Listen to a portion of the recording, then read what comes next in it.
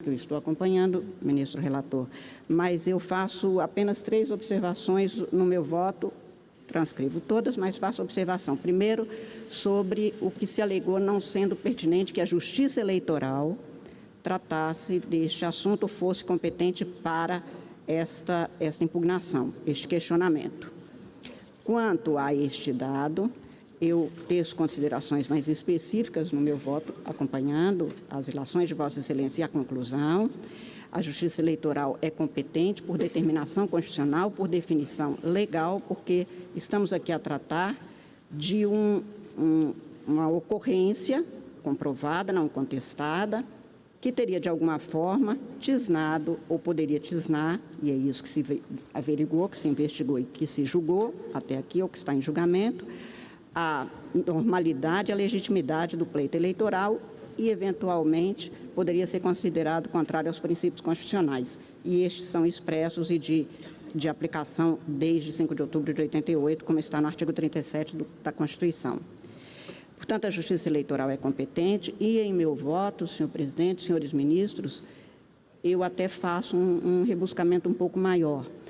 Há muito questionamento, até porque nós julgamos com alguma frequência esse tipo de ação, basicamente em relação a casos ou municipais, que se dão nos municípios, e até mesmo estaduais. E claro que é sério, é grave como todo julgamento, porque um eleitor precisa de saber por que ele poderia ter votado ou por que ele votou, e neste caso não foram poucos os votos, quase 50 milhões de votos não são poucos, é preciso saber por que estamos julgando e como estamos julgando. Estamos julgando para cumprir um dever constitucional que é a jurisdição. Não se escolhe, não se quer, e não é boa nem fácil a função de julgar. Ela é necessária, e é neste sentido que a competência da Justiça Eleitoral é fixada e estamos desempenhando um dever. Também vi alguns questionamentos, não da parte da defesa aguerrida, e devo dizer, muito eficiente defesa, do doutor Tarcísio, como é também a do autor, doutor Valber, que a Justiça Eleitoral não deveria estar a cuidar desse tema, considerando que já houve as eleições e que os eleitores já se manifestaram. Na sessão de terça-feira, o ministro relator já tinha feito referência que, no Estado Democrático de Direito, é preciso ter aceitação e é preciso ter, e mesmo aquela que é manifestada nas urnas, mas é preciso ter cumprimento do direito, senão não se teria um Estado de Direito. E o papel do Poder Judiciário é basicamente este, segundo o modelo estabelecido em lei. Não é escolha, não é decisão do Judiciário. O Judiciário aplica a lei.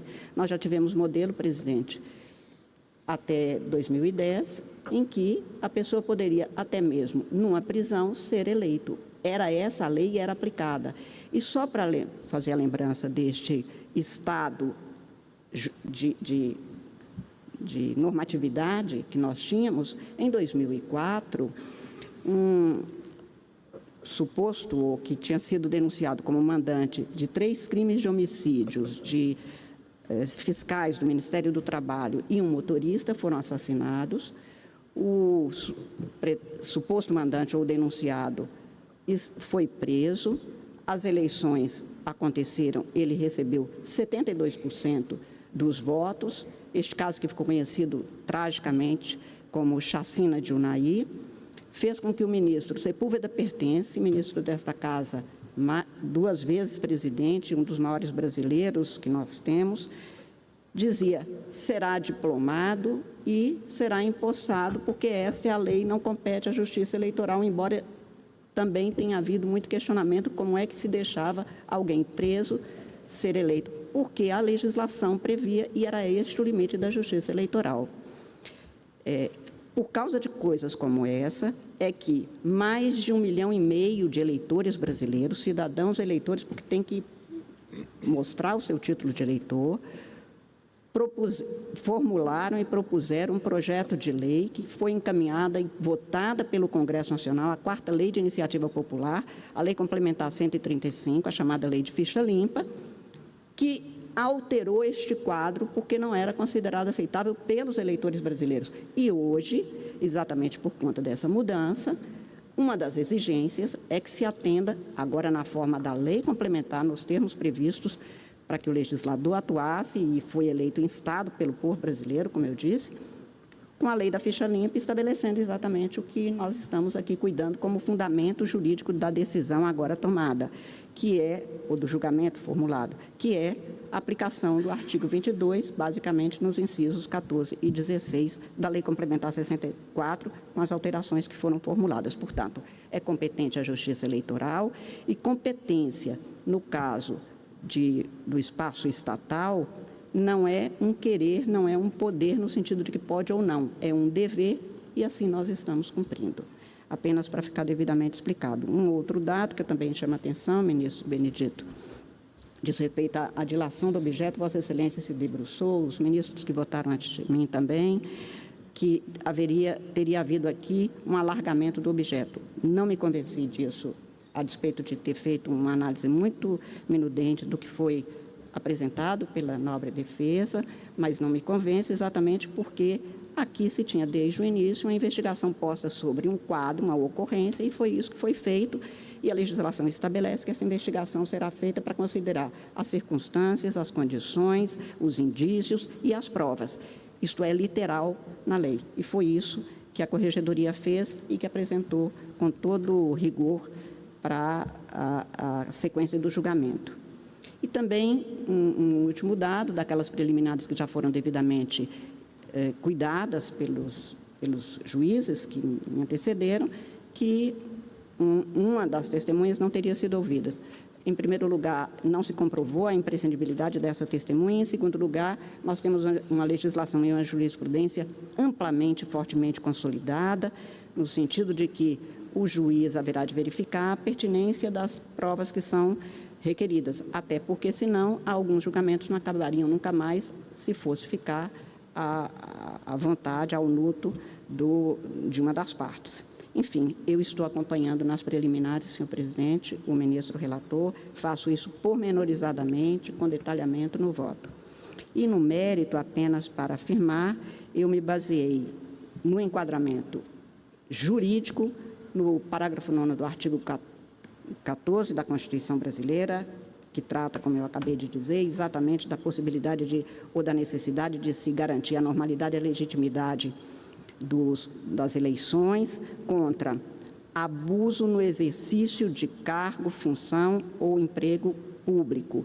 E esta lei é a Lei Complementar número 64, em cujo artigo 22 se tem esta possibilidade de ajuizamento de uma ação de investigação judicial eleitoral, como estamos fazendo. Os fatos são incontroversos, a reunião aconteceu, foi convocada pelo então presidente da República, que é aqui o primeiro investigado, o teor está disponibilizado, está nos autos, foi examinados por todos, foi transcrito, não houve negativa de que aquilo tenha acontecido, e nos autos se contém, primeiro, como se deu a organização desta reunião.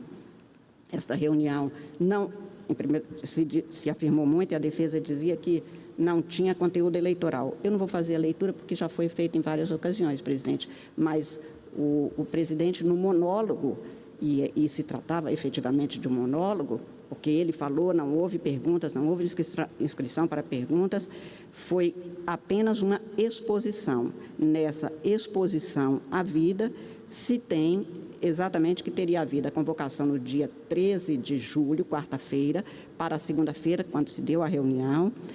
Não se contou, e se fala muito neste caso, que houve no discurso muitos ataques ao Poder Judiciário, basicamente na figura de alguns dos seus integrantes, dos ministros do Supremo Tribunal Federal e deste Tribunal Superior Eleitoral, mas até mesmo a leitura e o estudo dos autos mostra que sequer o Poder Executivo, os órgãos do Poder Executivo foram respeitados.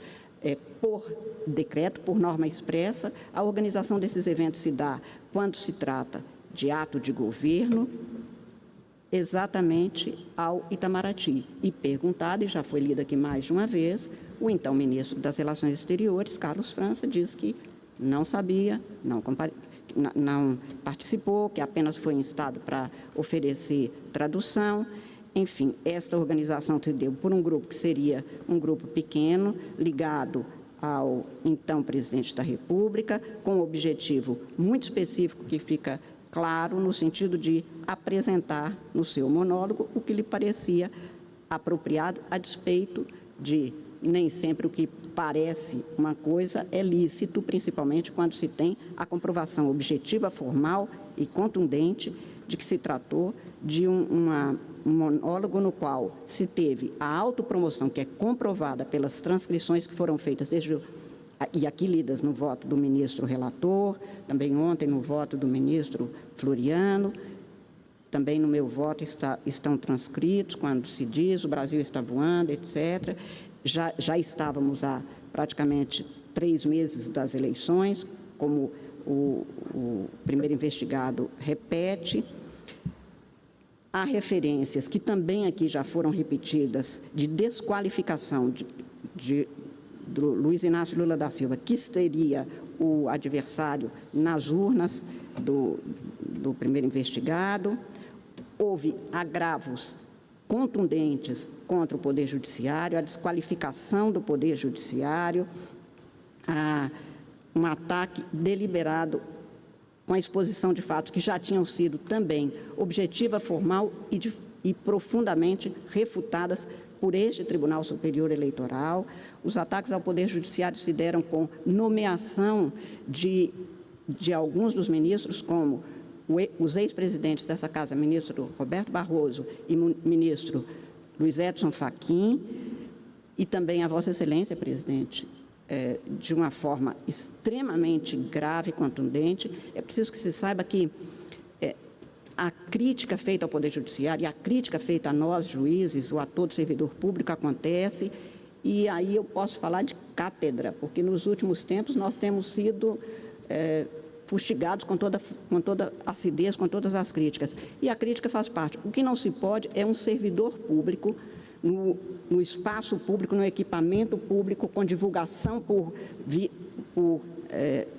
pela EBC e pelas redes sociais oficiais, fazer achaques contra ministros do Supremo como se não estivesse atingindo a própria instituição, e não há democracia sem Poder Judiciário independente.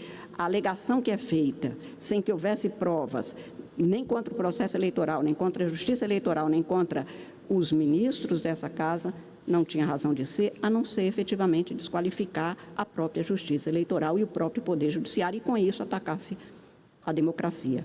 Devo dizer, presidente, não precisaria, mas como, além de colega agora no Supremo Tribunal Federal, como colega de cátedra de Direito Constitucional, tanto do ministro Roberto Barroso, quanto do ministro Fachin, quanto de Vossa Excelência, que todos os três são pessoas cuja notabilidade do saber são óbvias. Ninguém perguntou, quando um desses três foram nomeados, quem era Barroso, quem era Fachin. Todo mundo sabia quem era. A notabilidade estava posta, a notabilidade do saber. Então, é preciso que haja comprometimento, respeito, para que se tenha confiabilidade, sem o que não existe democracia. A base de uma cultura democrática se dá assim, e nós, servidores públicos, temos muito mais o dever de respeito, porque sem isso se tem, presidente, eu vou usar aqui uma expressão que é do Carnelutti, mas e que se aplica ao abuso de poder no processo civil, mas que serve aqui, que é o que o Carnelutti chama de consciência de perverter. Quer dizer, diz o Carnelutti, é a consciência de saber que não tem razão e ainda assim expor como se tivesse sabendo que não a tem. E com isso se perverte a confiabilidade, ele diz, do processo, e isto vale também não apenas para o processo democrático, mas para o processo judicial, mas para o processo democrático como um processo político, que é dever de todos nós cidadãos, muito mais dever que nós, servidores públicos, temos. Isto aconteceu, está comprovado, eu estou transcrevendo no meu voto todas as passagens que demonstram. A nobre defesa afirma que teria havido um diálogo institucional. Não me convencem as razões, porque quando se afirma, por exemplo, que quem atenta contra as eleições e a democracia, quem faz isso? O próprio TSE, disse naquela ocasião o primeiro investigado, ao tentar esconder o inquérito tal. Tudo isso tinha sido devidamente esclarecido. Depois, ao tentar desqualificar as próprias missões de observadores que se tem no mundo todo, participamos como convidados e sempre convidamos a que viessem aqui. E naquela ocasião, entre as muitas passagens que eu poderia citar, aquela na qual o primeiro investigado afirma: no Brasil não tem como acompanhar a apuração. Eu não sei o que vêm fazer aqui os observadores de fora aqui. Vão fazer o quê? Vão observar o quê? Se o sistema é falho, segundo o próprio TSE, é inauditável, também segundo os auditoria externa pedida por um partido político.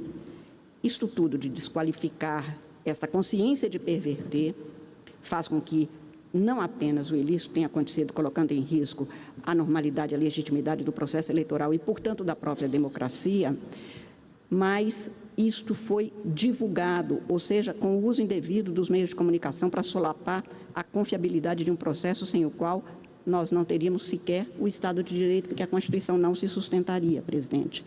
A legislação impõe que a Justiça Eleitoral verifique a gravidade quantitativa e qualitativa, que também foi feito e exposto com muita maestria no voto do ministro Benedito, a quantitativa pela exposição que foi feita com o uso indevido dos meios de comunicação oficiais, e a qualitativa porque exatamente se alcançou não apenas eleitores, como diz a defesa, e é verdade, os chefes de missões diplomáticas não são eleitores, mas são pessoas que reverberam.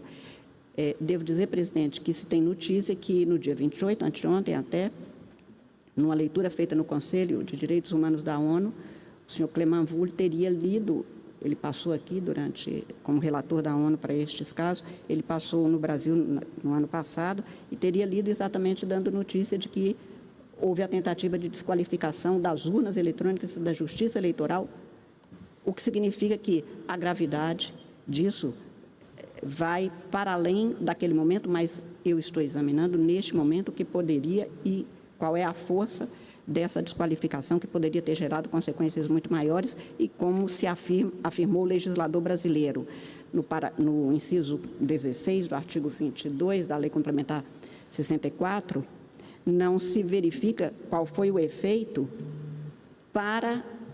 qual foi o efeito gerado naquele momento, mas a potencialidade deste efeito. Mas qual é a gravidade? A gravidade também ficou devidamente comprovada, como mostrou o senhor Corregedor-Geral, relator deste caso, e por todos os motivos, senhor presidente, como disse a Vossa Excelência, como de pronto disse, eu estou votando pela procedência do pedido nos termos do voto do ministro relator para aplicar a sanção prevista no inciso 16 do artigo 22.